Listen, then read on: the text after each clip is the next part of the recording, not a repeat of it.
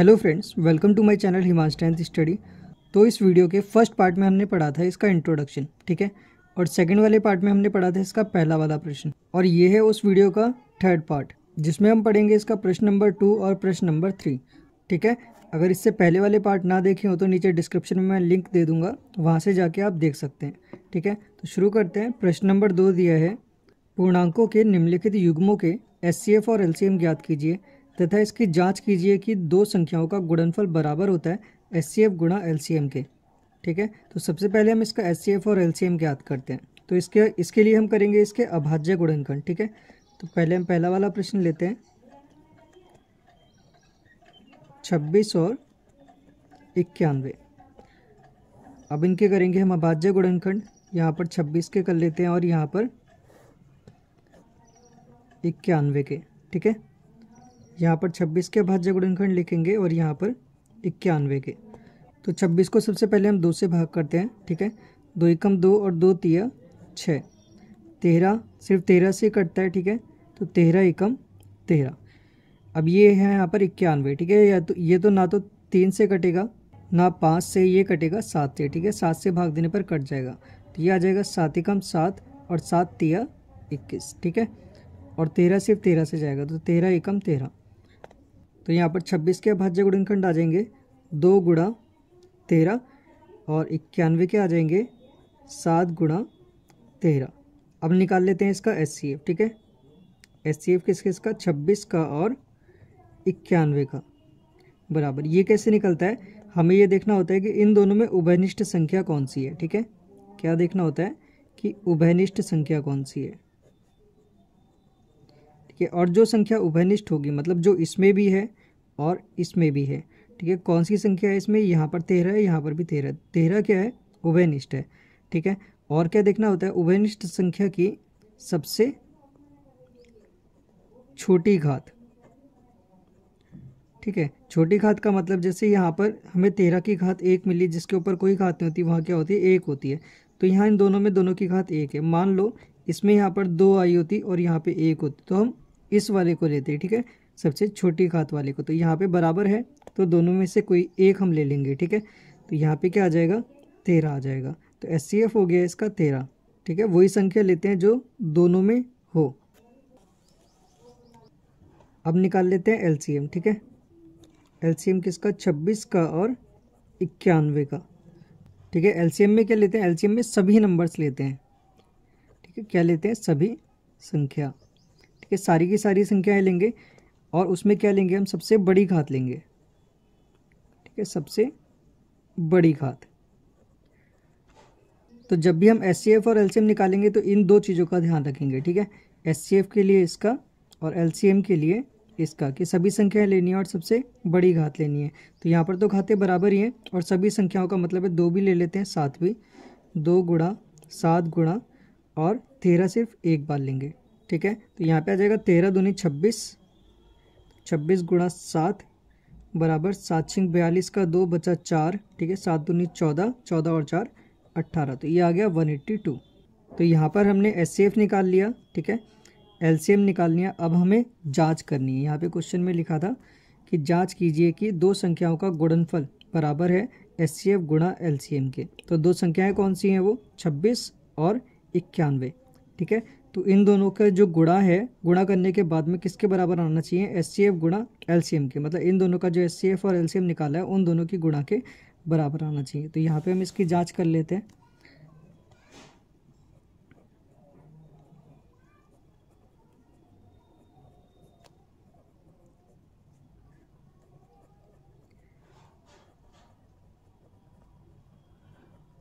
दो संख्याओं का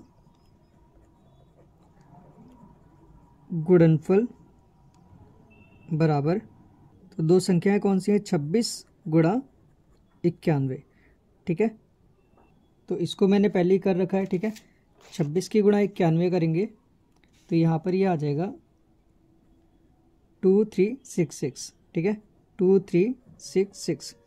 अब हमें निकालना है एचसीएफ गुणा एलसीएम बराबर, एचसीएफ कितना है 13, तो 13 गुणा 182, ठीक है। ये भी कितना आया 2366 आया। तो यहाँ पे आ जाएगा 2366।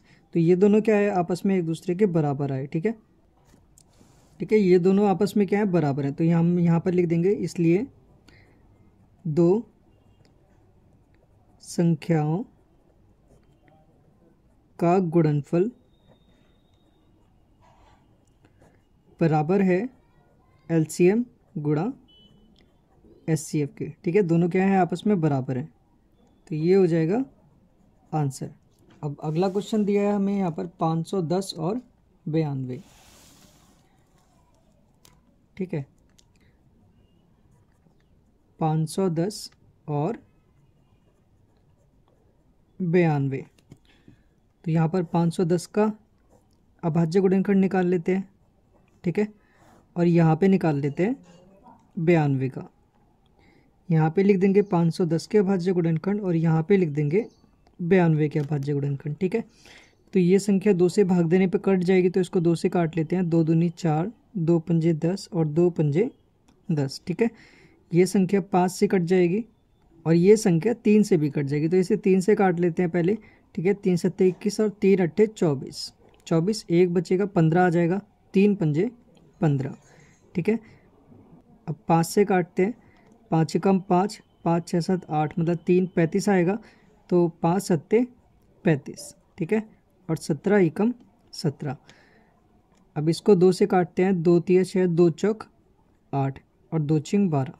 ठीक है, 2 दूनी 4, 2 तिया 6 और 23 किसी से नहीं जाएगा, 23 से जाएगा, 23 एकम 23। ठीक है, अब लिख देते हैं 510 के आ गए 2 गुणा 3 गुणा 5 गुणा 17 और 92 के आ गए 2 गुणा 2 गुणा 23। ठीक है, 2 यहाँ पे क्या है, 2 बार लिखा हुआ है, तो इसको हम लिख सकते हैं 2 की घात 2। ठीक है, 2 यहाँ पर 2 बार लिखा है, इसलिए 2 की घात 2 गुणा 23। अब निकाल लेते हैं इसका एचसीएफ। ठीक है, एचसीएफ क्या बताया था मैंने, उभयनिष्ठ संख्या जो इसमें भी हो और इसमें भी हो, और उभयनिष्ठ संख्या की सबसे छोटी घात लेनी है। ठीक है, तो सबसे पहले उभयनिष्ठ संख्या देखते हैं। तो 2 यहाँ पर भी दिया है और 2 यहाँ पर भी दिया है, तो इसकी घात क्या है, यहाँ पर कुछ नहीं है, मतलब 1 है। तो उभयनिष्ठ संख्या की सबसे छोटी घात लेते हैं। छोटी कौन सी, 1। ठीक है, 1 को हम लिखते नहीं है, तो एचसीएफ आ गया हमारा 2। अब निकाल लेते हैं एलसीएम। एलसीएम में क्या लेते हैं, सभी नंबर लेते हैं। ठीक है, सभी नंबर लेते हैं और जो उभयनिष्ठ संख्या होती है, मतलब जो कॉमन संख्या होती है, उसकी सबसे बड़ी घात लेते हैं, सबसे बड़ी घात।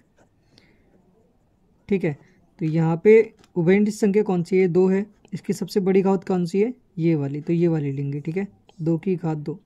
बाकी इसके अलावा जो नंबर बचे वो सब ले लेंगे। 3 5 17 गुणा 3 गुणा 5 गुणा 17 गुणा 23। तो ये हो जाएगा 2 दूनी 4 गुणा 5 तिया 15 गुणा 17 गुणा 23 और 15 चौक 60। तो यहाँ पे आ जाएगा 60 गुणा 17 गुणा 23। तो यहाँ पे आ जाएगा 17 छिंग होता है 102। ठीक है, इसके आगे 0 भी लगा है, तो इसका मतलब 102 के आगे 0 आ जाएगा। ठीक है, गुणा 23। अब 1020 की गुणा 23 में करते हैं। 1020 की गुणा 23 में। ठीक है, 0 3 दूनी 6, 0 3 एकम 3 गुणा 0 2 दूनी 4, 0 और 2 एकम 2। ठीक है, 0 6 4 3 2। तो यहाँ पे आ जाएगा 2 3 4 6 0। ठीक है, एलसीएम आ गया इसका 23,460 और एचसीएफ आ गया 2। अब कर लेते हैं हम इसकी जांच।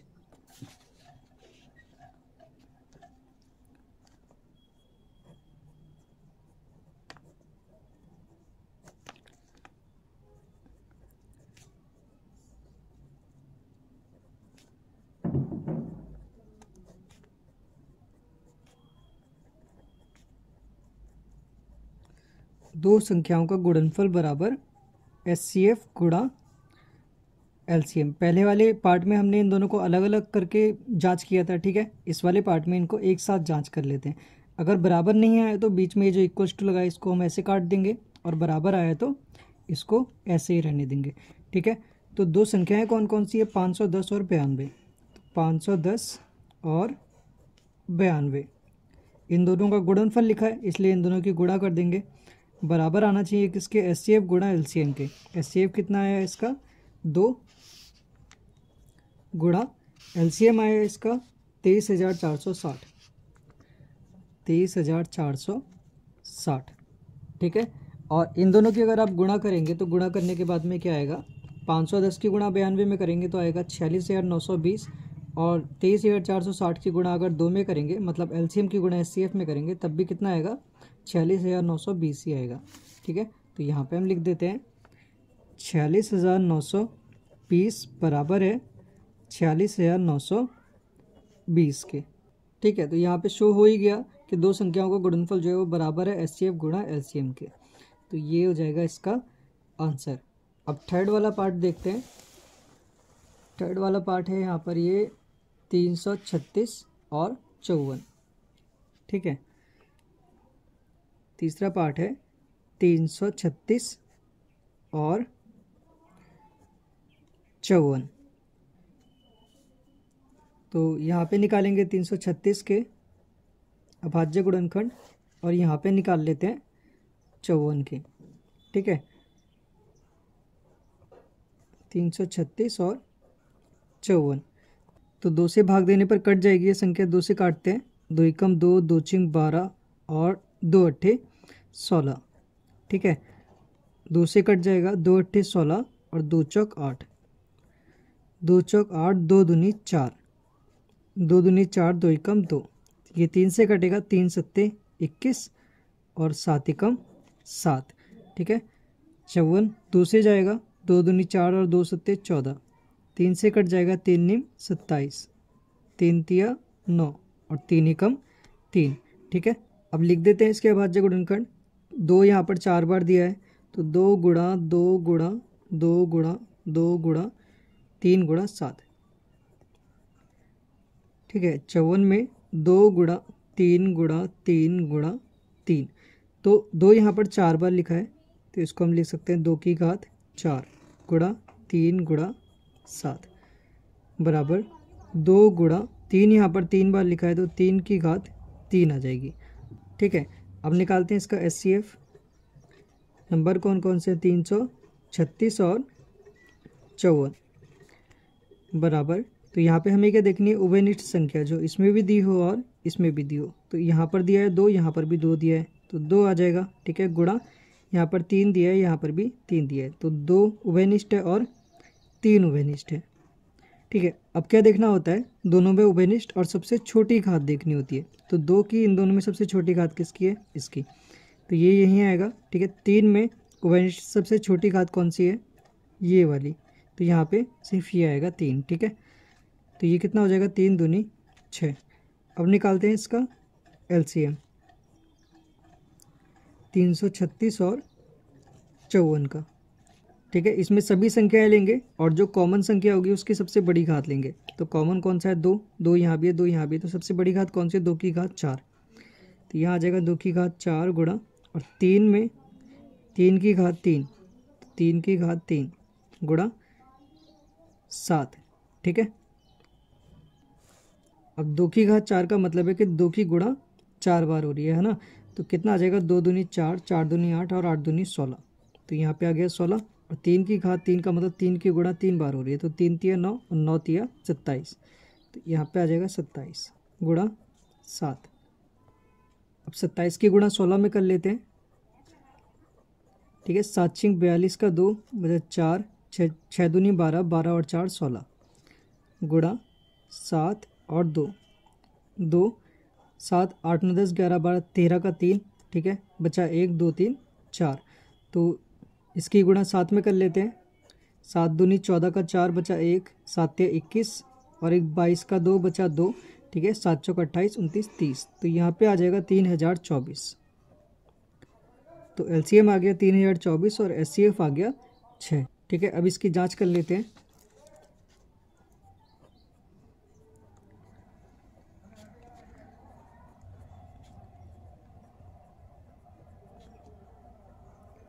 दो संख्याओं का गुणनफल बराबर एलसीएम गुणा एचसीएफ। तो दो संख्याएं कौन सी हैं, 336 गुणा 54, जो संख्या हमें दी थी। एलसीएम आया इसका 3024 गुणा एचसीएफ आया 6। ठीक है, तो यहाँ पर ये हो गया। ठीक है, दो नंबर्स का मल्टीप्लाई करेंगे तो 18,144 आएगा, और एलसीएम गुणा एचसीएफ करेंगे तो 18,144 आएगा। ठीक है, तो यहाँ पर भी ये दोनों अब क्या है, आपस में बराबर हैं। तो 18,144 बराबर है 18,144 के। ठीक है, तो ये भी आपस में बराबर हो गया, तो ये हो गया आंसर। अब करते हैं इसका नेक्स्ट क्वेश्चन। ठीक है, ये क्वेश्चन भी इससे पहले वाले क्वेश्चन की तरह है, बस इसमें हमें जांच नहीं करनी है। और दूसरा, वहाँ पर 2 नंबर दिए थे, यहाँ पर हमें 3 नंबर दिए। तो अब इन तीनों का पहले एलसीएम निकालते हैं। ठीक है, पहला वाला क्वेश्चन सॉल्व करते हैं। 12, 15 और 21। ठीक है, 15 के एलसीएम निकालेंगे, सॉरी 12 के यहाँ पर निकाल लेते हैं, फिर 15 के, और फिर 21 के। ठीक है, 2 छिंग 12, 2 तिया 6 और 3 एकम 3, 3 से कट जाएगा, 3 पंजे 15 और 5 एकम 5, 3 सत्ते 21 और 7 एकम 7। ठीक है, तो यहाँ पे आप भाज्य गुणनखंड लिख देते हैं। 12 के आए हमारे पास में 2 गुणा 2 गुणा 3, और इसको हम क्या लिख सकते हैं, 2 यहाँ 2 बार दिया है तो 2 की घात 2 गुणा 3। ठीक है, 15 के आ जाएंगे 3 गुणा 5, और 21 के 3 गुणा 7। तो जैसे हमने वहाँ पर 2 में देखा था, ठीक है, 2 ही नंबर दिए थे तो 2 में हमने चेक किया था, यहाँ पे हम तीनों में चेक करेंगे कि उभयनिष्ठ कौन सा है। ठीक है, तो एचसीएफ आ जाएगा इसका 12, 15 और 21 का। तो एचसीएफ में हमें क्या देखना होता है, उभयनिष्ठ संख्या। ठीक है, उभयनिष्ठ संख्या देखनी होती है जो तीनों में दी हो। तो तीनों में ऐसी कौन सी संख्या है जो दी है, तो 3 एक ऐसी संख्या है जो तीनों में है। ठीक है, यहाँ पर भी है, यहाँ पर भी है, और इसमें भी है। तो इसका मतलब 3 क्या है, उभयनिष्ठ संख्या है। और यहाँ पे तीनों की घात क्या है, एक ही है, मतलब नहीं दिया तो इसका मतलब एक ही है, तो यहाँ पे ये एक ही घात रहेगी। ठीक है, अब निकालते हैं एलसीएम 12, 15 और 21 का। ठीक है, एलसीएम में क्या करते हैं, हम सभी नंबर्स को ले लेते हैं, और जो कॉमन नंबर होता है उसको सिर्फ एक ही बार लेते हैं। जैसे 3 यहाँ पे क्या है, तीनों में कॉमन है तो इसको सिर्फ एक बार लेंगे, गुणा, बाकी क्या दिया है 2 की घात 2, तो 2 की घात 2 गुणा, और दिया है 5 और 7। ठीक है, 5 और 7। अब इन सब की आपस में गुणा कर लेते हैं, 3 गुणा 2 दूनी 4 गुणा 5 गुणा 7 बराबर 4 तिया हो जाएगा 12। ठीक है, 12 की गुणा 5 में करेंगे, 12 पंजे 60, तो यहाँ पे आ जाएगा 60 गुणा 7, और 7 छिंग 42, मतलब 420 आ जाएगा। ठीक है, तो यहाँ पे हमें जांच नहीं करनी है, सिर्फ एचसीएफ निकालना है और एलसीएम निकालना है। तो ये होगा इसका आंसर। अब करते हैं सेकंड वाला पार्ट, हमें दिया है 17, 23 और 29। ठीक है,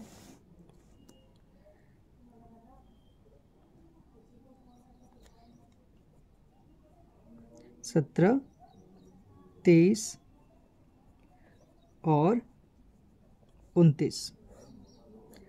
तो ये तीनों के तीनों जो नंबर हैं ये खुद एक अभाज्य संख्या है। ठीक है, अभाज्य संख्या जो केवल खुद से कटती है या फिर 1 से कटती है, बाकी ये किसी नंबर से विभाजित नहीं होती है। तो 17 सिर्फ 17 से ही कटेगा, 17 ही कम 17, 23 सिर्फ 23 से ही कटेगा, 23 ही कम 23, और 29 भी सिर्फ 29 से ही कटेगा, 29 ही कम 29। ये किसी भी नंबर से विभाजित नहीं होती है। ठीक है, तो यहाँ पे आ जाएंगे 17 के। ठीक है, 17 बराबर केवल 17 ही है हमारे पास में। ठीक है, और 23 बराबर सिर्फ 23 है, और 29 बराबर सिर्फ 29 है। ठीक है, अब निकालेंगे इसका एचसीएफ। नंबर क्या है, 17, 23 और 29 बराबर एचसीएफ के लिए क्या बताया था मैंने आपको, उभयनिष्ठ संख्या। ठीक है, मतलब जो तीनों में हो कोई ऐसी संख्या। तो इन तीनों में तो कोई हमें ऐसी संख्या नहीं दिख रही है, तो यहाँ पे क्या होता है, 1 भी होता है। ठीक है, अगर इसकी हम 1 से गुणा कर दें तो इस नंबर पे कोई फर्क नहीं पड़ेगा। तो यहाँ पे क्या होता है, 1 भी होता है, तो यहाँ पर भी 1 से, यहाँ पर भी 1 से। जहाँ पे तीनों नंबर कोई कॉमन हमें नहीं मिलता है तो इसका मतलब है कि वहाँ पर उसका जो SCF आएगा वो 1 आएगा, ठीक है। तो यहाँ पे क्या कर देंगे, गुणा में तीनों में 1 कर देंगे हम, ठीक है। 1 से गुणा करने पर इन तीनों में कोई फ़र्क नहीं पड़ेगा। तो यहाँ पे क्या आ जाएगा, इसका SCF आ जाएगा 1, जहाँ कुछ कॉमन नहीं होता वहाँ SCF 1 ही आता है, ठीक है। अब निकालेंगे इसका LCM 17, 23 और 29 का। तो यहाँ पे हम सभी नंबर्स को लेते हैं, तो यहाँ आ जाएगा 17 गुणा 23 गुणा 29 गुणा 1, ठीक है। 1 से किसी की भी गुणा करो वही नंबर आता है, तो कोई फ़र्क नहीं पड़ेगा 1 को लेंगे या नहीं लेंगे, ठीक है। अब इन तीनों की गुणा करते हैं 17, 23 और 29 की। तो यहाँ पर ये साइड में मैंने ले लिया है, ठीक है, जिससे थोड़ा टाइम भी बचेगा। तो यहाँ पे अगर हम 17 की गुणा 23 में करेंगे तो ये आ जाएगा 391, 391 की गुणा 29 में करेंगे तो ये आ जाएगा 11,339, ठीक है। यहाँ पे आ जाएगा 11,339, ठीक है। तो ये हो गया सेकंड वाला क्वेश्चन का आंसर। अब करते हैं थर्ड वाला। थर्ड वाला पार्ट दिया है हमें 8, 9 और 25, ठीक है। तो यहाँ पे निकाल लेते हैं 8 के अभाज्य गुणनखंड। 2 चौक 8, 2 दूनी 4, ठीक है, और 2 एकम 2। यहाँ पे निकाल लेते हैं 9 के, 3 तिया 9 और 3 एकम 3, और यहाँ पे 25 के, 5 पंजे 25 और 5 एकम 5। अब यहाँ पर भी देखो कोई भी नंबर कॉमन नहीं है, इसका मतलब इसका भी SCF 1 ही आएगा, ठीक है। तो यहाँ पे हम क्या करते हैं, यहाँ लिख देते हैं 8 के, तो यहाँ पे आ जाएगा 2 की घात 3, ठीक है। 2 यहाँ 3 बार दिया तो 2 की घात 3 गुणा 1 भी साथ में लिख देते हैं। अब 9 को लिखेंगे, ठीक है। 9 यहाँ पर हमें दिया है 3 की घात 2, 3 हमें यहाँ 2 बार दिया है तो 3 की घात 2 गुणा 1, और 25 हमें यहाँ 5 हमें 2 बार दिया है तो 5 की घात 2 गुणा 1।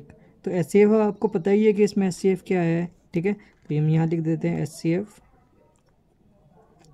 किसका, 8 का, 9 का और 25 का बराबर कितना है 1, और LCM आ जाएगा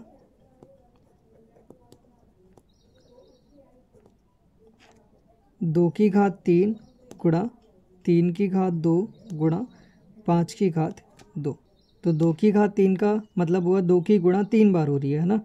तो ये कितना होगा, 2 दूनी 4, 4 दूनी 8, तो यहाँ आ जाएगा 8 गुणा, और 3 तिया 9 गुणा 5 पंजे 25, और 25 अट्ठे होता है 200, ठीक है। तो यहाँ पे आ जाएगा 200 गुणा 9, और 9 दूनी 18, तो यहाँ पे आ जाएगा 1800, ठीक है। तो इसका SCF आ गया 1 और LCM आ गया 1800। तो ये हो जाएगा इसका आंसर, ठीक है। अब प्रश्न नंबर इसके आगे के जो क्वेश्चन है वो हम इसके 4th पार्ट में सॉल्व करेंगे।